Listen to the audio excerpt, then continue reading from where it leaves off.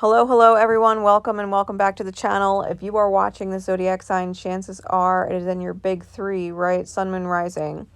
But as a reader who fully intends for your healing and highest good always, I'm going to ask that you listen to the messages of each of the 12 zodiac signs and see how the message coming through, no matter how it comes through, see how you can apply it to the house in which that sign rules in your birth chart.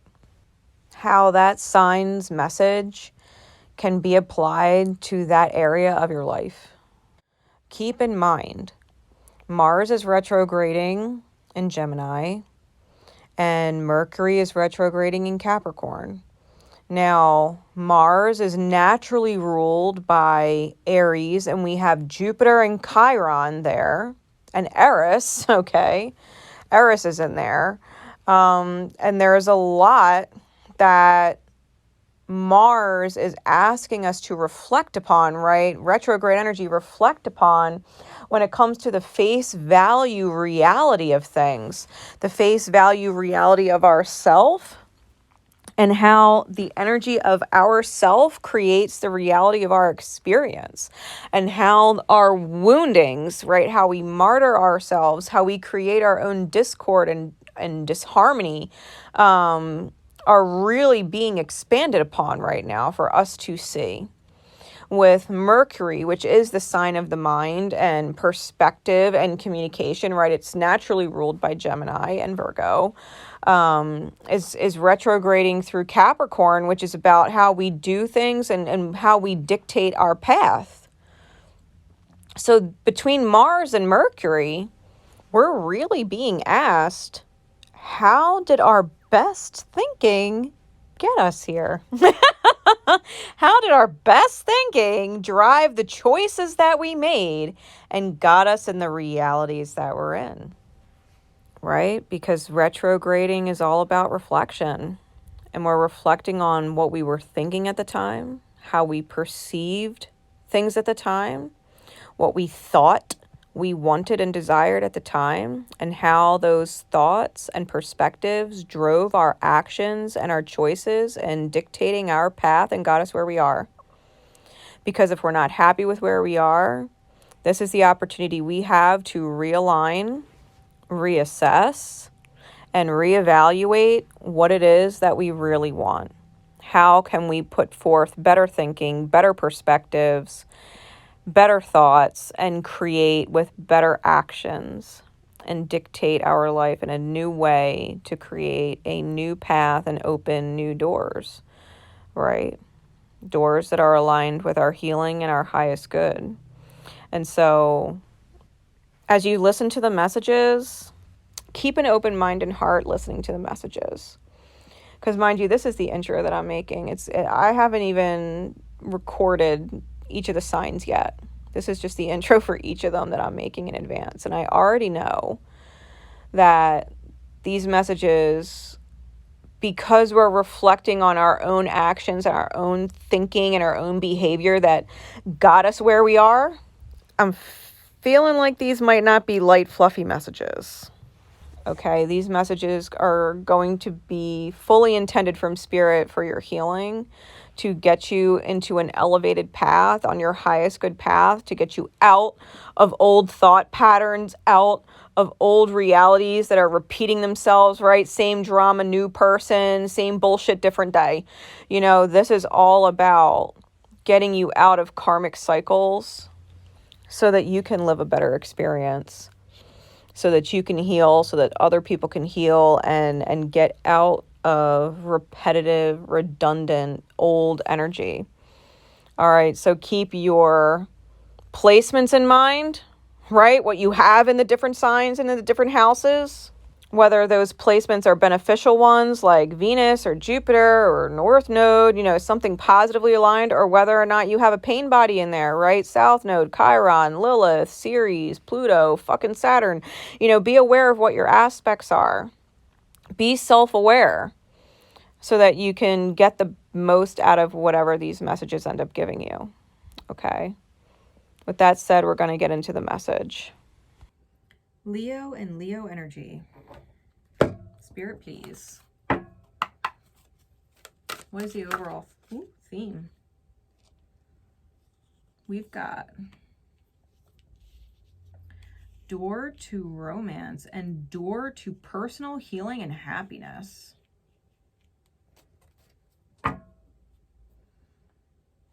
Leo, 33 and 34.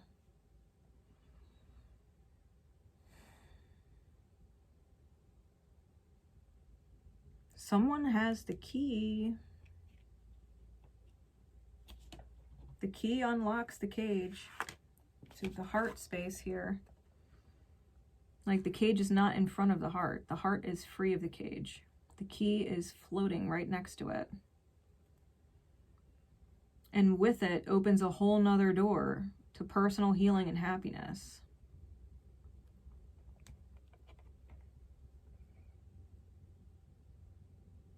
Doorways, Leo.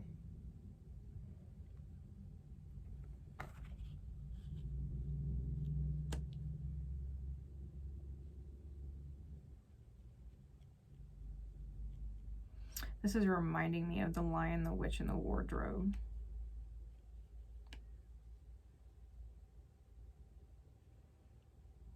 It's like embracing destiny.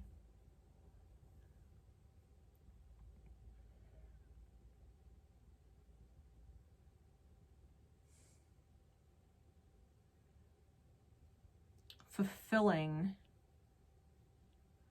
a prophecy.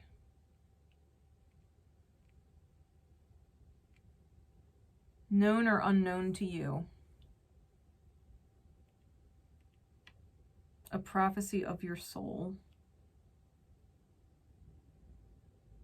That you would be at a certain place at a certain time and fulfill a role that was destined for you to fill in order to change things entirely in the world. The world, your world. Both.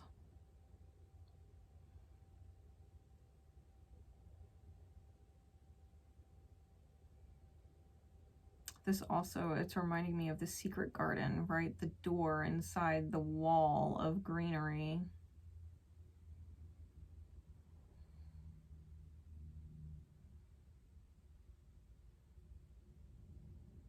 The door to happiness and healing. For you personally.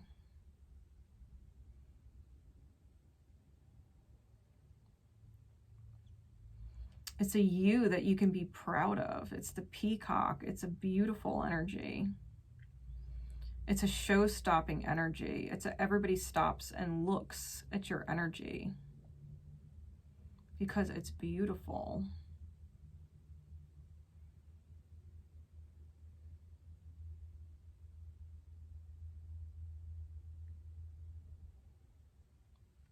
Whoever holds the key to your heart space, you, a friend, a new employer, right? Whatever it is for you, whatever house this rules for you.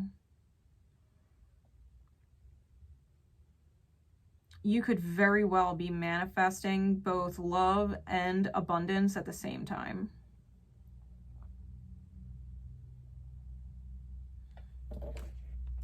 Insight, please, Spirit. Leo energy.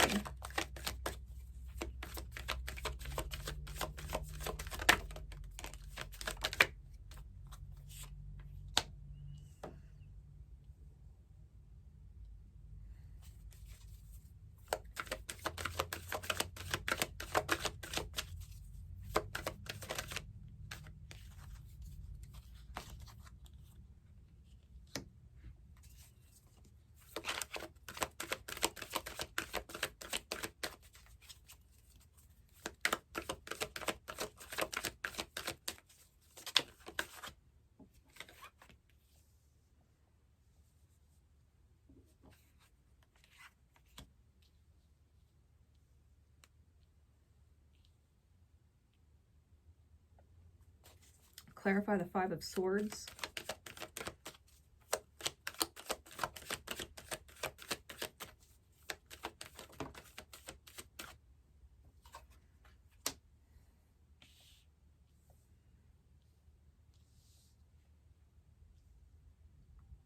King of Cups is clarifying the Five of Swords.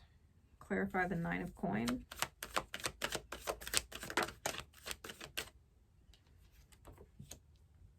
The Nine of Swords. Clarify the Six of Coin.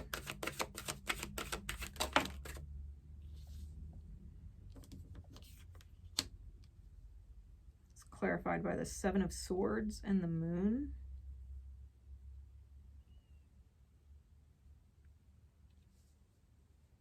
Clarify the Queen of Swords with the Two of Coin and the Four of Cups.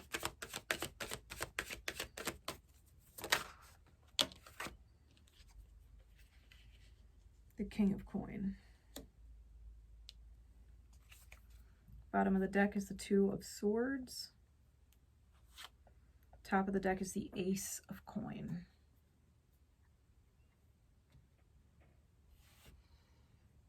All right, Leo. The Five of Swords with the King of Cups. This is a argumentative energy. Someone whose words are sharp. Because emotionally, they're not opening up. I'm just being super drawn to the fact that his arms are crossed, right? The King of Cups, his arms are crossed. Someone who is argumentative and emotionally unavailable or unwilling to get real with themselves and why they feel the way they feel. I'm feeling like this is projection. Whether it's you or someone else, someone is projecting. Okay.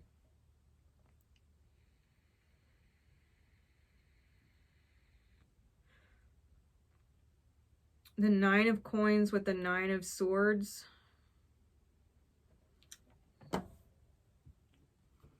This Nine of Coins is an angel, but she's got black wings.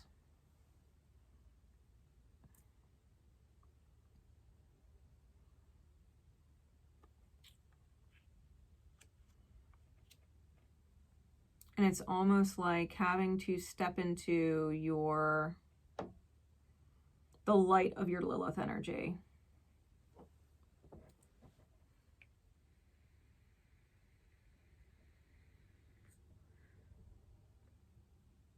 Because I feel like someone else's demons would eat you alive.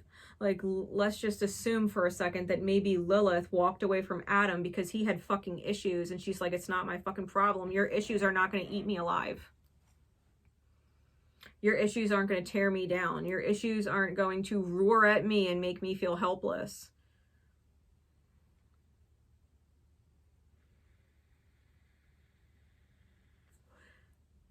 This is someone who is not of the mindset of being saved. They don't want saving.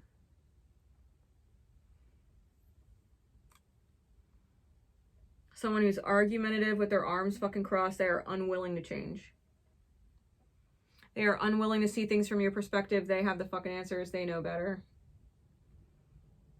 And you've got to understand either how their Lilith or your Lilith placement plays a role in this dynamic. Where their demons are literally just going to eat you alive. Their unhealed wounds will just eat you alive, and you've got to be sovereign. If you're in a relationship dynamic with someone else, you might need to be single. You may have a fear of being single. A fear of what life without them looks like. But the fact of the matter is, someone is unwilling to change, you or them.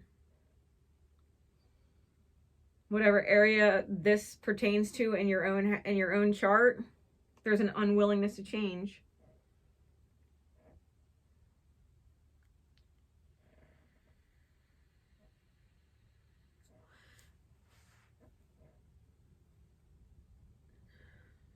Like, you've got to be emotionally mature about this. You got to get your emotions in check and not allow your feelings to get in the way of the reality. You might care a lot about this person or this situation or this environment or this whatever, fill in the blank. You might feel very attached or strong about it. But the reality is the reality, and it's not changing. And whatever their demons are, it's pushing you to be independent of it, whatever it is. And when you, 6 of coins, right, leave behind, you can see this person is like, go gadget the fuck away from that dragon that's just tearing apart the castle in the background. It's just tearing it apart. When you go gadget the fuck away from it,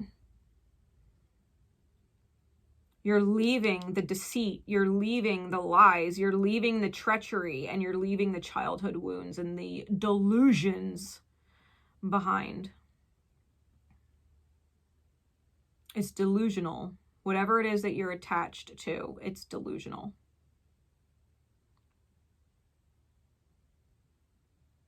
You have to accept the fact for 1 second that if you're dead set attached to someone who is not changing, who is not addressing how you feel or improving the way that they feel, and they're dead set on not taking your fucking advice, if you don't leave them, you're delusional. Like, straight up. You're lying to yourself. This person can change. No, the fuck they aren't. And they won't. The situation will improve. No, the fuck it ain't. And no, the fuck it won't.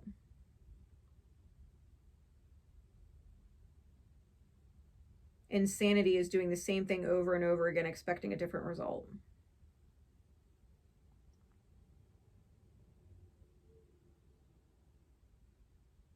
Let their fucking reality fall apart because they don't want to fucking change. Remove yourself. Stop giving to energetic beggars. People in energetic poverty.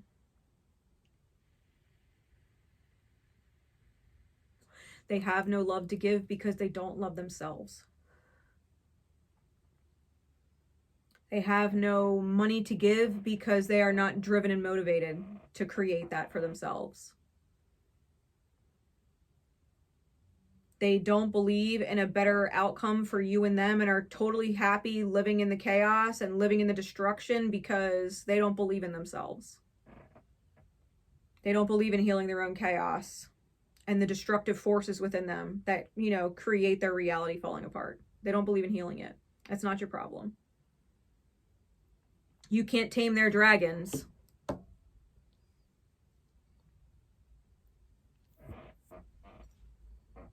Their lust for control. Because this is obstinate.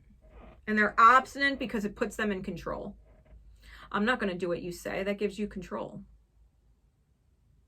So I'm going to be obstinate. I'm in control. You can figure out how you are going to deal with my obstinance. I'm in control. This person, this energy is delusional. They think that they don't need to change and that they're fucking perfect and they've got all the fucking answers when they're obviously delusional.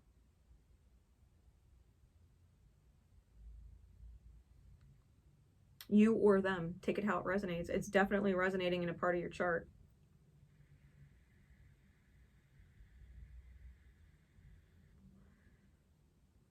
The Queen of Swords with the 2 of Coin and the 4 of Cups. Clarified by the King of Coin. Let's just look at these real quick. Look at this.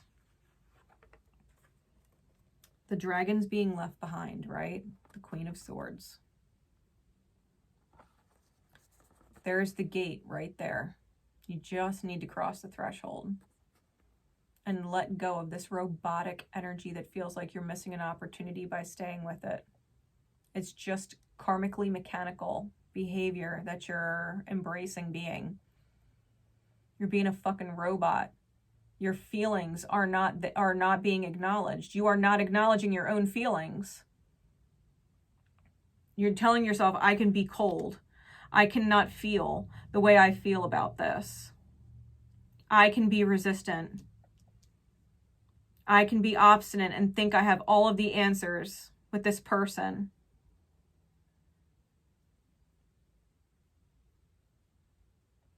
This King of Coin is holding a bow. It's Sagittarian energy. You've got to recognize that whatever demon you're dealing with, whoever or whatever you're dealing with, you need to aim for something higher. You have set your sights way too low. Literally looking down way too low with someone who has their fucking chin up at you. You could be doing that yourself. You could have your fucking nose up in the air at somebody like you're better than them, that you look down on them, that you're trying to teach them like they're the fucking student when they're fucking teaching you. You're the student. You can't change them. Figure it out and learn that. They don't want your fucking guidance. They don't want your teaching. That's your lesson. They're schooling you. You think you're better than them. And they are schooling you. You can't change them. You can only change yourself. That's the lesson. You can't change them. No matter how hard you try, you can't change them. You can only change yourself.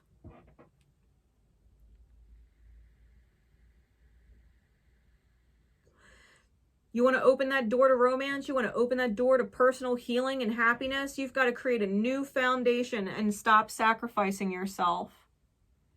6 of Swords under that. You've got to move forward. You've got to transform. This is Karen's boat. The Devil is under that. You have to walk away from the devil. You've got to leave it behind. The Knight of Wands. You've got to communicate via your actions, your own healing. The Knight of Wands is about action speaking louder than words. You want better for yourself, but you're not going to get better for yourself with this situation, this person, whatever it is for you. You've got to heal in alignment with what your soul desires, your heart desires to have. It's not going to happen with whoever this is.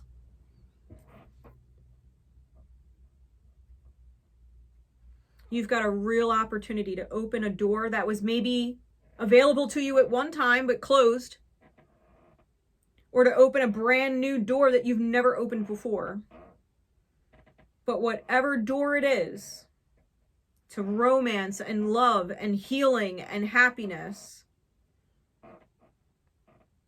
you got to recognize when you can't fucking save somebody, and that means you have to save yourself from that body, whoever that body is. You got to save yourself. You can't save them and teach them. You've got to save you and teach you. Any great advice you were giving that person that they're not taking, it's because you need to take your own advice. If you're mad at them because they don't see this or they don't value this about you, you probably didn't see the value in yourself or someone else. That this lesson is in your mirror. Maybe you were involved with someone at one point that tried to help you, tried to guide you, tried to whatever, and you just were obstinate and resistant to taking their advice or opening your mind up to their perspective and seeing things from their point of view. So now you're in a situation where you're with someone obstinate who refuses to heal, who won't see things from your point of view, and you're like, oh, so that's what it was like to deal with me. When I was obstinate and refusing to learn, refusing to be taught, because I was looking down on them like I was better than them. And they were teaching me, and I was obstinate. So now I'm in this situation as a mirror. Now I can see what that person was dealing with. I was unteachable and emotionally unavailable to whoever it was. I get it.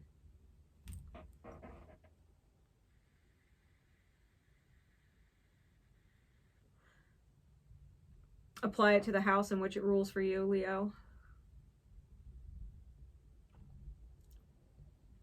Because your heart's truth can manifest better if you set your sights on it. But you've got to aim higher for yourself. You've got to aim higher for yourself. Your feelings matter. You can't just be a robot and pretend your feelings aren't there.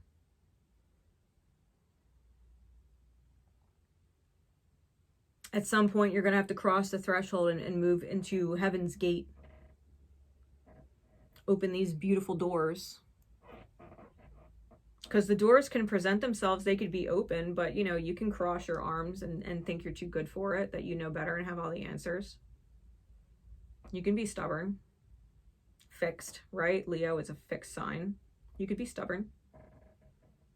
This is what love is supposed to look like. This is what money is supposed to look like. This is how abundance is created. This is what XYZ is supposed to be to get ABC. And Spirit's looking at you like, are you done lying to yourself? Are you done being delusional? Like, are you willing to learn?